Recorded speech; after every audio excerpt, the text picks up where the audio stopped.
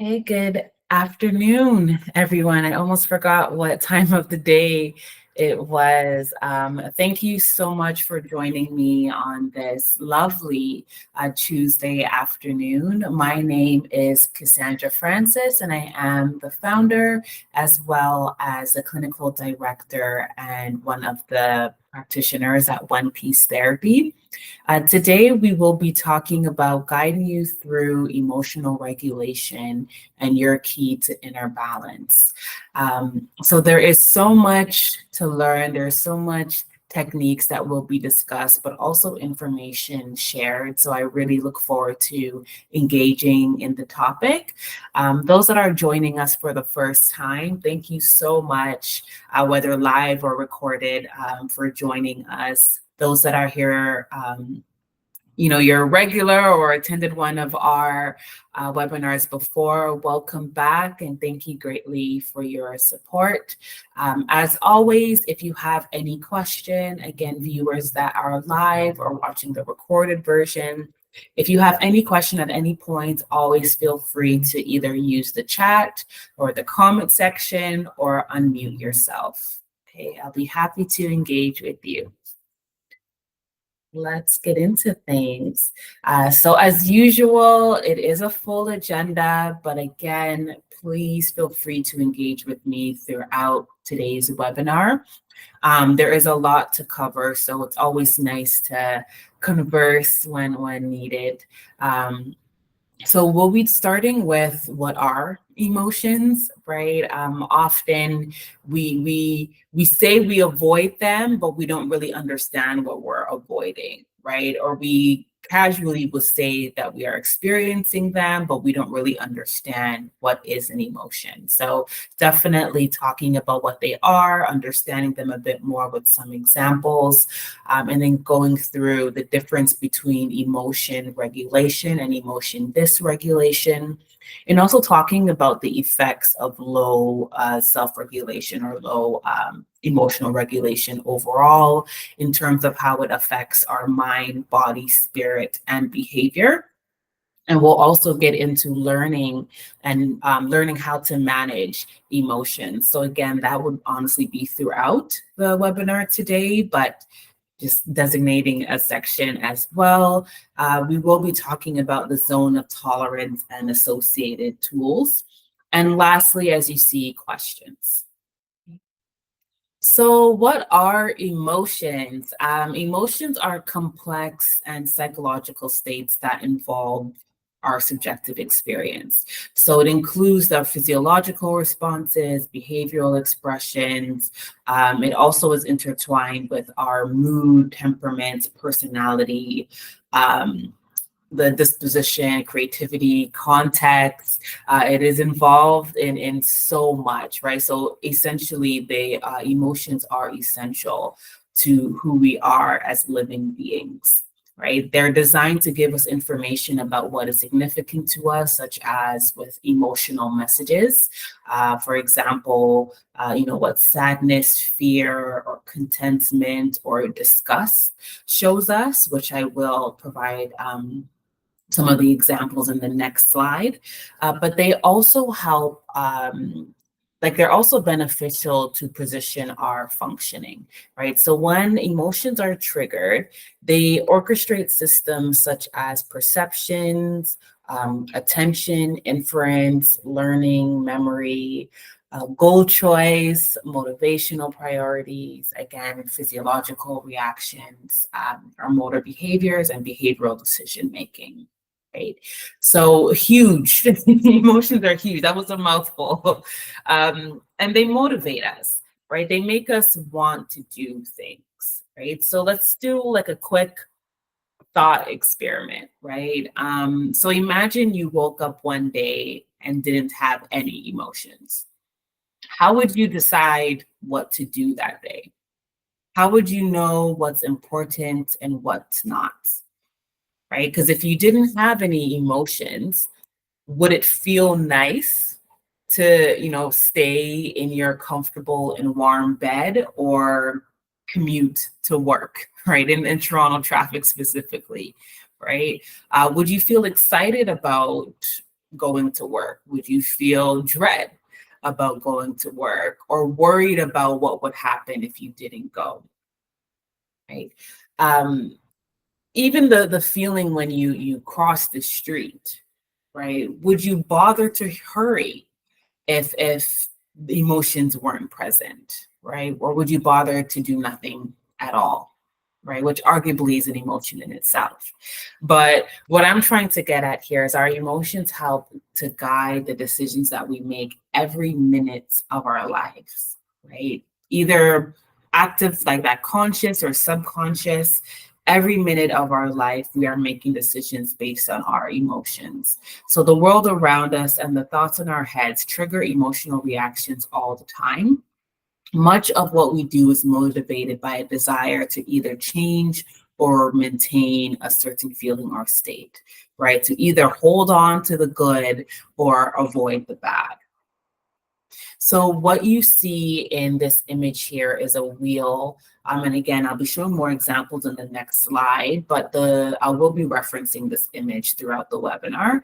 So the core is our general basic emotions when we talk about, oh, I feel happy, I feel sad, I feel fear, I feel anger, right? And then the next levels, the two next levels of this circle is about really specifying what type of anger are you experiencing, what part of sadness is more prominent, right? Because it's, again, I will probably, not even probably, I will be repeating this later in the webinar, but when we are able to identify the emotion and specify exactly what the feeling is, it does help regulate what we're going through, right? But in general, it is good to know, because even in anger, feeling aggressive is different than feeling hurt, right? How you respond to the context will significantly change, even though we're calling it anger. So again, continuing with what emotions are, here's more of a breakdown. So fear, right? The emotional message that comes up is you are in danger. So this might be elicited when you are in a dark park in the middle of the night, right? Of course, fear can happen in various ways, again, depending on the type of fear, but this is the general core emotions we're currently referencing. Anger, that message is typically, you're being treated unfairly, or maybe a boundary is being crossed, right? So the example is someone jumps into the queue or the line right in front of you, right? So when you're feeling disrespected, anger can be the emotion that comes up, right?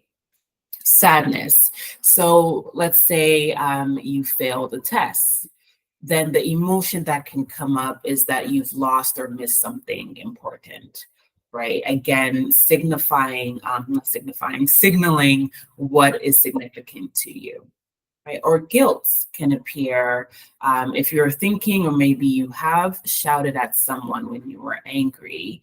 The message there is that you've done something wrong, right? So when we feel we have done something wrong, it's so context context heavy, right? Because and then subjective, of course, because what can elicit guilt to one person might not elicit guilt to another, right? So that's why we say that emotions signal what is significant to us, because it won't come up if it doesn't exist, right? But there is also another aspect of emotions that sometimes we can maladaptively experience an emotion, meaning the emotion is not the innate, not the innate, it's not the initial response to what you are experiencing, right? So for example, there are times where a client might say, they felt sad, right? But if feeling sad, it wasn't safe to express sadness, or maybe it's just due to past experience, unfamiliar of how to express sadness, fear might come after that and be the emotion that is focused, even though you're technically not in danger if you fail a test. Your experience of sadness makes you feel like you are in danger, and that is therefore what you respond to. And there's more examples on this slide, but I also have another example of just generally what emotions tell us, right? Or what they motivate us to do. So for example, shame can often motivate us to hide away or keep things secret, right? And I think it's important to even pause here because often we think motivate means, okay, you're doing something productive, right? You're progressing. And of course, yes, we want to feel motivated so we can go to the next steps of life in general, but emotionally, the motivation is just what it tells you to do. So it doesn't necessarily mean it's productive. In the traditional sense, but it's productive in the way that it protects you. So if it's adaptive, right? That's key. If it's adaptive. So shame, again, it tells you to hide away. Disgust may motivate you to withdraw or keep a distance or maybe get clean. Again, depending on the context, it really does vary. Let me skip a couple of examples. So confusion can motivate us to check things out, right? Or paralyze us with indecision. Powerlessness can motivate us to give up. Indifference can motivate us to ignore, and affection can motivate us to, give love or get close to, right? Of course, we will be talking about the intensities that can shift as well, because it's one thing to just experience the emotion as is, but of course, the intensity of how you experience the emotion given the context can cause you to respond in one way or the other, but it can also determine how long an emotion lasts for, right? And therefore it might feel dysregulated versus regulated. For example, powerlessness, right? Sometimes it's good to know when, okay, this is not the battle to fight, right? Pick your poison, choose your battles, those types of sayings that we use. Sometimes, again, powerless can come up, and that is the appropriate response given the context. But when powerlessness takes over us, it consumes us, right? Maybe it gets us into our hypoarousal state, which we'll talk about shortly. It can become, more of depressive symptoms, right? And that is when it becomes extreme in the powerlessness than the emotion in itself. Okay, so what is emotion regulation? So emotion regulation is the ability to control thoughts and actions to achieve personal goals and respond to environmental factors, right? So the most optimal thing, right? Feelings are complicated.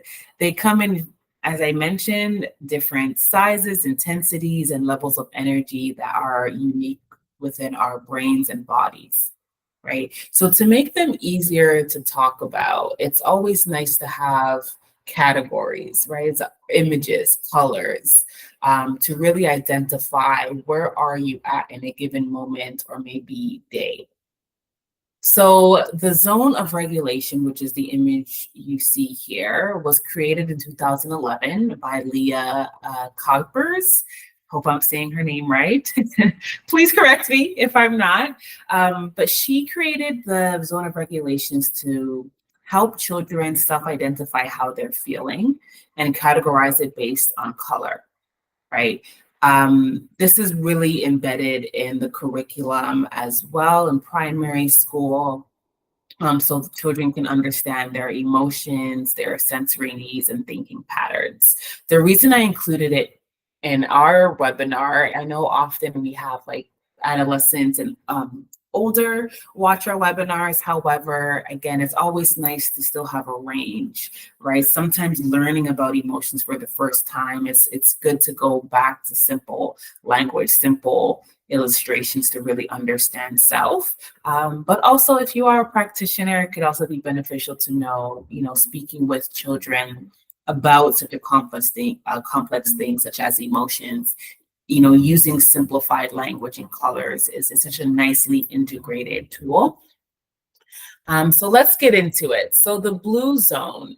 The blue zone is for low states of alertness and feeling down, right? So in a school setting, children can share, when they feel like they can't fully engage because of low mood, sickness, or maybe boredom. right? So as you see here, there's some examples of maybe you're tired or sick or just moving slowly.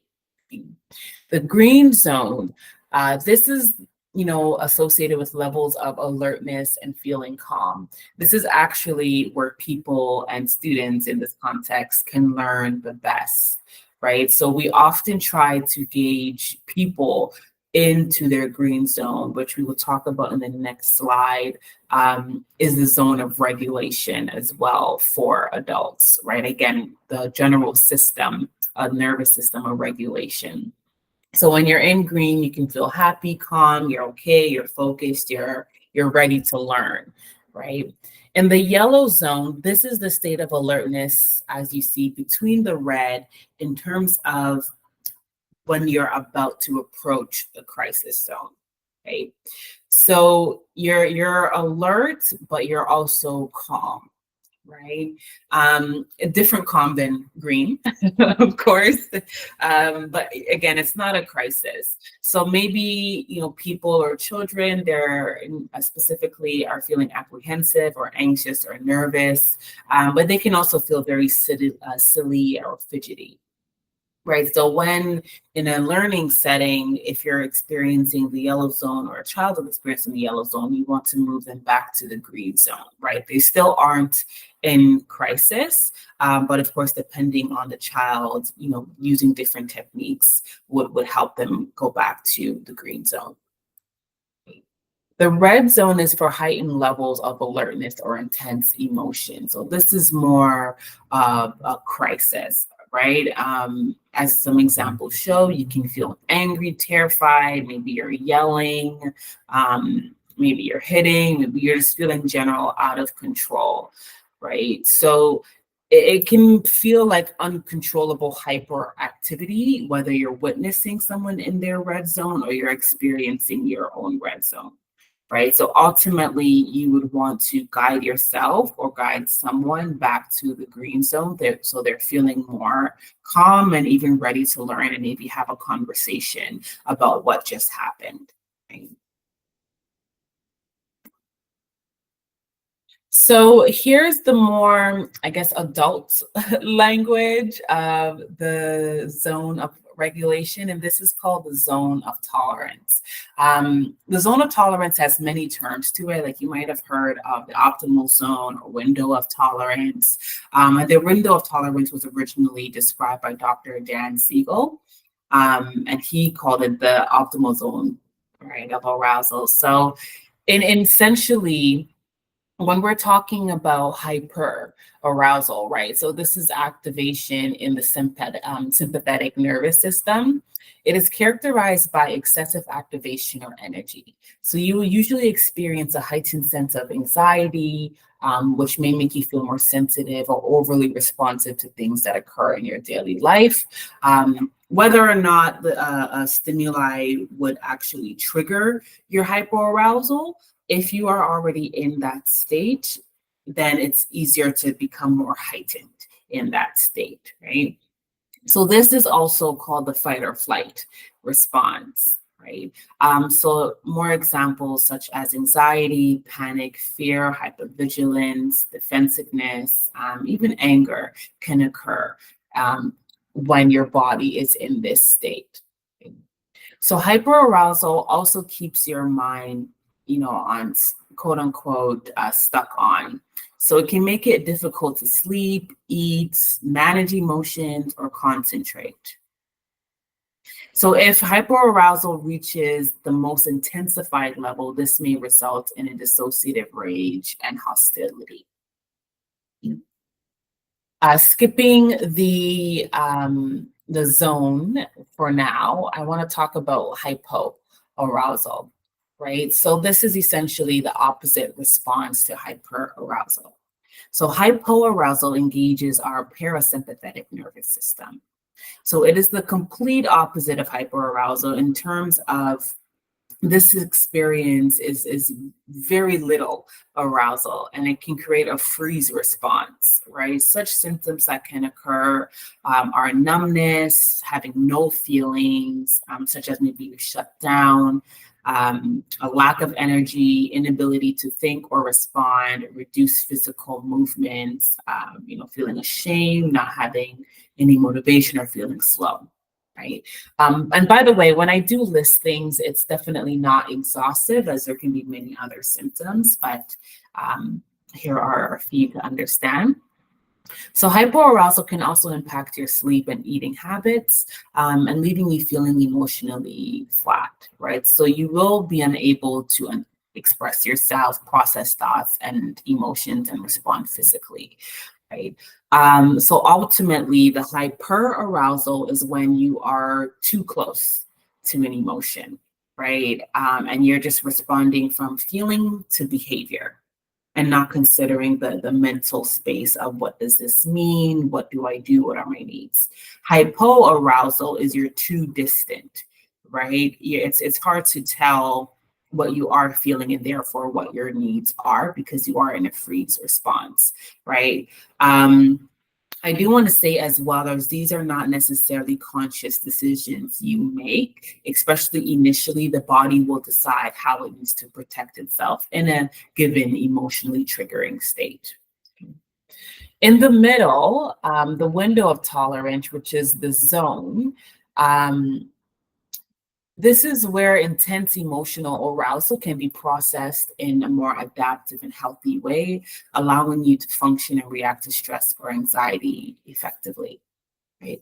So it allows you to respond to the demands and stress of everyday life without much difficulty. It is ultimately the comfort zone in which we have the ability to self-soothe and self-regulate our emotional state and be able to take on new challenges in life. Okay, so as you see here, the zone of regulation, which is the previous slide, red was still crisis mode. You're highly active. Blue was hypoarousal, where you're feeling low, you're feeling slow, or maybe down. Green is ultimately the good to go, right? Even in traffic signs, green tends to be the good to go. It just helps you think and remember and make decisions, which ultimately helps us function. So what is emotional dysregulation? So it is a difficulty or inability in coping with experience or processing emotions. So dysregulation may manifest as either excessive intensification of an emotion or excessive deactivation of emotions, right? It can include a range in intensity, right? Maybe the individual's experience, being unwanted or intrusive or overwhelming or problematic. Right. So increases of emotions resulting in panic, terror, trauma, maybe dread, or a sense of urgency that one is overwhelmed and has difficulty tolerating an emotion that would qualify under these criteria. Right. Excessive deactivation of emotions includes dissociative experiences such as depersonalization or derealization, or maybe splitting or emotional numbing, in the context of experiences that would normally be expected to result in some felt intensity or magnitude of an emotion. So bringing it back to the graph, so dysregulation occurs when you start to deviate from the path of smooth sailing, right? You begin to feel uncomfortable, maybe you're agitated or anxious, but you're still in control, right? So ideally, you do want to bring yourself back to your window of tolerance at this point. This is because you are still in control, right? But it offers you the least amount of resistance, right, to bring yourself back. So if you can bring yourself back into that optimal state, then you will deviate into the hyper or hypoarousal states, right? Which are the fight, flight, or freeze responses. So that's what it's showing in the graph here. This can be even one moment, right? Where maybe you start at hypo, maybe you get yourself into your zone, but then it's something else happens, or just ultimately it's an up and down process. It can happen in all zones, right? Or it can happen between two zones, or maybe you're feeling dysregulated within one. Here's more about how the emotions, when we're feeling dysregulated, how it can impact our mind, body, spirit, and behavior, right? So, for example, going back to fear. So, the mind, it's impacted by thoughts may race. You imagine the worst, your mind goes blank, your body may start to sweat, your heart races, muscles tense, you're breathing rapidly. The behavior can then be avoiding. Right. Ultimately, I should just generalize from the beginning. Spiritually, it's an uncomfortable feeling. So your spirit could feel unsettled, right, or unresolved, or sometimes things can just latch on, right, and therefore the behavior shows based on what the feelings are. So when it comes to anger, right, what happens with your mind is thoughts, again, they can race. You imagine the worst, your mind goes blank. You can have the same body experiences of sweating, your heart races, muscles tense, but this is telling you to confront.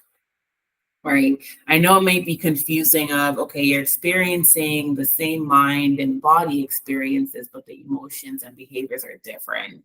And yes, that can happen, which is why one of the tools of helping with regulation is self-awareness, right? Understanding what your emotions are, because even though the symptoms can be very similar, the need would be very different, right? Avoiding and confronting are, of course, very opposite, even though fear and anger can be related and sometimes experienced at the right time. Right. I always share with clients that the context is so crucial to how we decide to navigate our spaces. But again, it's still good to know, okay, this is what your body does when it feels anger. And this is what your body does when it feels fear, but what is appropriate in the context? What are you feeling motivated to do?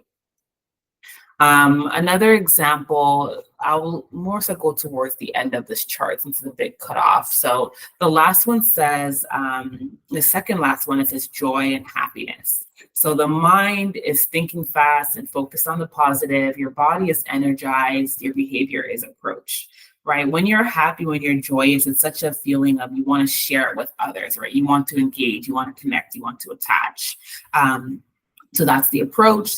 When you're feeling contentment, your mind is focused, your body is calm and relaxed, your behavior is saying stay, right? This is safe. I like this. So bringing it back to the zone of tolerance and managing our emotions. Again, here is another graph where you see you can be dysregulated between two, right? Maybe it's good to get those breaths of, okay, you're in the zone, so you're feeling, a bit more regulated, but then something else might trigger it, right? It's such a process of regulation, even though it can be considered dysregulation. Right. But plainly existing within the window of tolerance, the zone, it allows us to move functionally and relationally through the world. So when we are within our window, we have access to our prefrontal cortex and executive functioning skills, such as organizing, planning, prioritizing complex tasks, and starting actions and projects and staying focused on them to completion. So regulating emotions and practicing self-control, practicing good time management is so optimal to help us remain in the zone. And having access to our executive functions equip us to work, be in relationships, and problem solve effectively as we move through the world, right? Despite encountering hiccups or disappointments or challenges.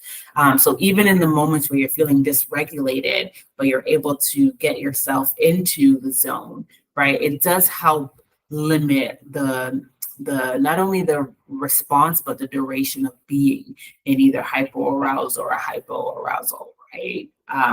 Or green, or yellow, or red. So talking about how to manage your emotions. So breaking it down into 3 stages. The first stage is about increasing your awareness of emotional reactions and being in the zone.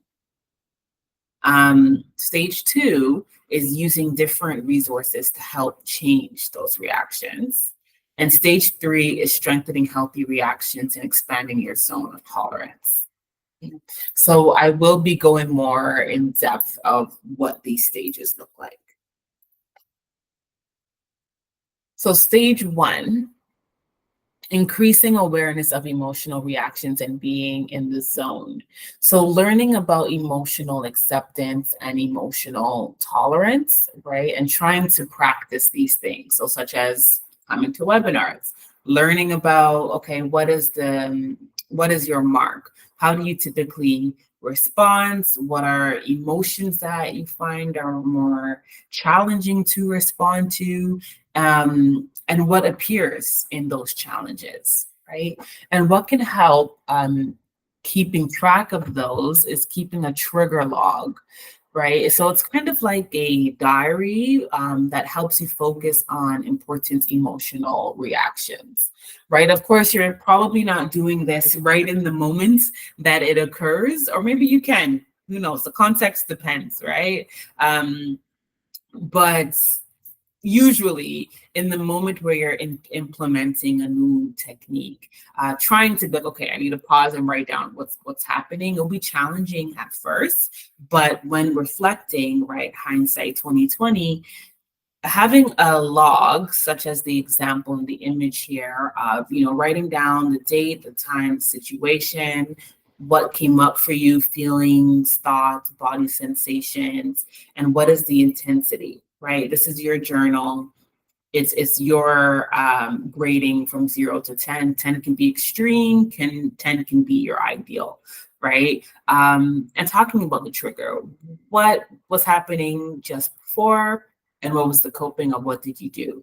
So keeping track of your emotional responses can also help manage your emotions, because when they appear again, you can recall, okay, when I experienced something similar to this is what I did then, and maybe you didn't like it, so this is what you want to do now, right?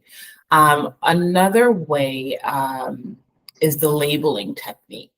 So this is another essential part of managing emotions, and essentially, I mentioned this actually when we're defining emotions, and you see the wheel of emotions, right? The circle. So when you name the emotion, it can help regulate the emotion, right? As challenging as that can be, it's also has its simplicity to it, right? The challenging part is if you don't know your emotions, you're not familiar with, I don't know what, my chest tightening means, like I have no idea. Using an emotion wheel can help you identify, okay, this feels like anger, because you understand that anger is often triggered when your boundaries have been crossed or you feel violated, right? So what type of anger? Is it frustration? Is it resentment, right? Saying these emotions of, I feel resentful towards this person, this place, this thing right now, can help be like, okay, that is the chest tightening, and not, the worst case scenario of you might be experiencing a heart attack, right?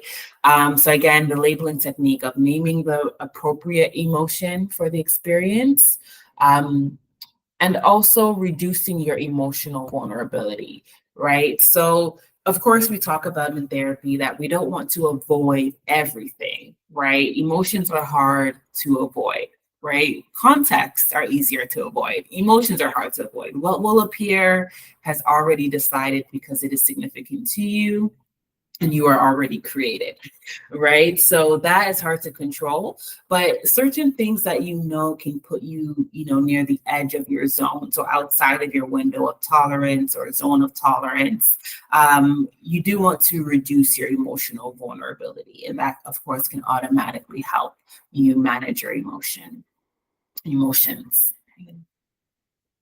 So stage 2. So this is using different resources to help change your reactions, right? Such as the trigger experiment. So the trigger experiment has 5 steps, right? So the first one is to identify an emotional reaction that you want to experience with, right? Typically one that is difficult for you to experience, right? The second step within this experiment would be to clarify your trigger goal. So how would you like to react to this trigger in the future? What is your goal? What is your vision that you want to work towards in response? The third step would be to develop a trigger experiment in the sense that you want to think about what is this situation that would elicit the same emotion, but on a smaller scale. And what are the resources to help you achieve your trigger goal? The fourth would be to highlight your fears. So be clear about why this is challenging for you and why you normally avoid this, right? Keeping in mind that the best trigger experiments are those that help us prove these fears wrong and ultimately help us with emotional learning. And the fifth step would be to consider the results of your experiments after you complete it. Right? What was the actual outcome? What does it suggest about how you might manage situations like this in the future? Another part of stage 2 would be about body, right? So, such as deep breathing, grounding, relaxation, and exercises, right? The mind, that would be in terms of distraction, questioning emotions, and safe space imagery, right? Distraction can also be redirecting, right? If fear is not serving you, then what is something else that you can think about in it, right? Or if you are experiencing fear, how can you distract yourself while you are in that state if it is something that you want to confront? And then behavior. So this is about your trigger management and planning your activities. So again, using the trigger log, using the trigger experiment, but just giving yourself space of if you're aware of your triggers and what again, what not only what stimuli, but what emotions come from those specific triggers, then doing your best to manage them. So stage 3 is strengthening healthy reactions and expanding your zone of tolerance, right? So they can become your new autopilot reactions, right? And autopilot reactions are ultimately changing the default response in your nervous system, right? Autopilot, it suggests like it's more automatic. It involves performing actions without thinking about them. Um, so when that has been a response of maybe you shut down, or maybe you fight or flight, right? Changing these responses will be the outcome of the step 1, step 2, when you're learning how to regulate and identify your triggers. Over time, the autopilot reaction then shifts to you expanding your window of tolerance. So there is more space for regulation, right? And that is the default. Even if it's still up and down within the zone, it's still in a manageable way. When it comes to emotional self-regulation tech strategies, so I've already mentioned so many throughout the slide, throughout this presentation, but just to have a clean list as well, I do want to also add the disclaimer that some things are better for hyper arousal and some things are more better for hypo arousal, right? So for example, some self-regulation techniques of being a detective and building your self-awareness, right? So this is, you trying to figure out your own stressors and triggers, what helps you stay calm, what helps you stay alert, and what leaves you either hypo or hyper aroused. Right, exercises. So, for example, when you wake up irritable, exercise that works could be, exercise that works your deep muscles are very effective and relaxing, right? And it's a happy inducing strategy, right? So again, it's important to still bring the mindfulness and the self-awareness and how to meet your needs, because if you're hyper aroused, it will look different than if you're hypo, right? So self-soothing, essentially being comforted or comforting to yourself, being kind or be gentle or compassionate to yourself, and doing things that feel good.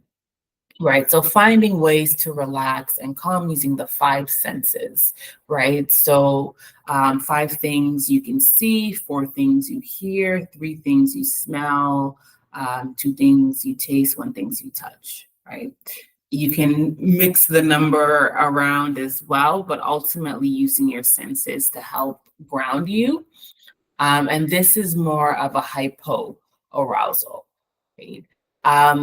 Some other examples could be taking a warm bath, using lotions or incense, listening to music, or drinking a warm tea, right? Again, this can also be related to hypo arousal, right? Depending on the individual and what suits them, again, it really does vary of what you exiting hypo arousal looks like, or even you exiting hyper arousal, right? But some examples of hyper arousal and what can help soothe is doing breath work, breathing exercises, stretching, maybe even shaking as well. That can also help just get out the excess energy, right? It's also helpful to have a list of what makes you feel soothed, right? And again, differentiating between hypo and hyper arousal responses. Because when we're in that state, again, especially as you are changing your autopilot reaction, looking at a list of reference can help pick, okay, this is what I know already helps me, versus thinking in that moment, okay, what did I learn in this webinar with, Cassandra on August 20th? That would be much more challenging when your emotions are already high. Right? Having the mindful awareness that we've been speaking about, and that's more so in terms of your body, knowing what your triggers are. Number 5 is the cognitive reappraisal. So this includes altering the way you think, right? It's an essential component of psychotherapy approaches like CBT, so cognitive behavioral therapy, DBT, which is dialectical behavioral therapy, and anger management, and it calls for a greater acceptance and flexibility. So cognitive reappraisal skills may include practices such as thought replacement, right? Redirecting, restructuring, or situational role reversals, right? So where you would try to look into a stressful situation from a new perspective. Right. So, for example, you can replace thoughts like, my boss hates me with I am no longer and I'm no longer needed here, with alternatives such as my boss is upset at this moment. Right. And I can try and make up for this, or I'm sure I can make up for this. Right. Or I know I am hardworking. I know I'm hardworking. So you can give it another try. Right. And by doing so, you gain a broader and better perception of your problems and react to them with more positivity. Also, adaptability and self-compassion. So how you speak to yourself is so crucial with how the next steps of you working through a situation will happen, will show, right? If you're encouraging to yourself, then you're more likely to experience the self-regulation, right? If you're more critical of yourself, then unfortunately, it won't feel that you can manage your emotions. So emotional emotional dysregulation lowers our adaptability to life changes. So we become more prone to distractions and fail our coping mechanisms, which is why we often start resisting changes. A great exercise to build adaptability is objective evaluation, right? So as I mentioned previously, but to give another example, when you feel bogged down by a stressful emotion that you want to avoid, you might end up destructively reacting to them. Take a moment to think, what if your best friend was experiencing the same thing? What would you have suggested they do under these circumstances? Right. So sometimes when providing yourself with compassion is challenging, sometimes thinking of yourself as your best friend or thinking of your best friend and what would you advise them to do, it's kind of I want to say easier, but it can also be challenging. But let's, for lack of a better word, it is easier. It's a smoother transition to understand, okay, I will tell my friend this, and therefore this is something that I can try for myself. The image you see here, the 5-step self-holding exercise, right? It says, self-regulation for PTSD symptoms, but also touch, right? And breathing through touch is generally a great regulation tool as well. Thank you so much again, everyone, for joining me on this Tuesday afternoon. If you have any questions, any comments, would like to continue the conversation about emotions and just knowing how to regulate or identify that you're dysregulating, please feel free to reach out to One Piece Therapy and we'll be happy to support you on your mental health journey.